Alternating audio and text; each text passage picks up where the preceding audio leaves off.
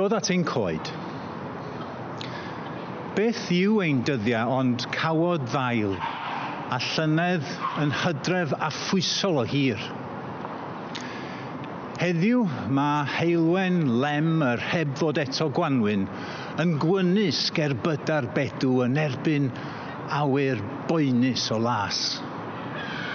Dawn yma gan sathru cliciad y man friga ac yna ymlynyddu ac anadlu efo'r coed.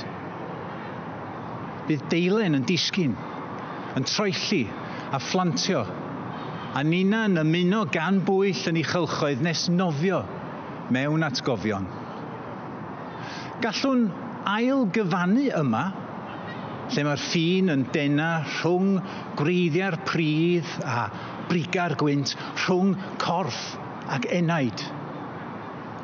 A bydd y derw cyn hir yn hwylio'r tymhora, yn teinu gogoniant drwy'r eglwysi gwyrdd, yn gogrwn haul i'r cysgodion islaw, a'n galar yn gwisgo lliwiau newydd am fod rhaid.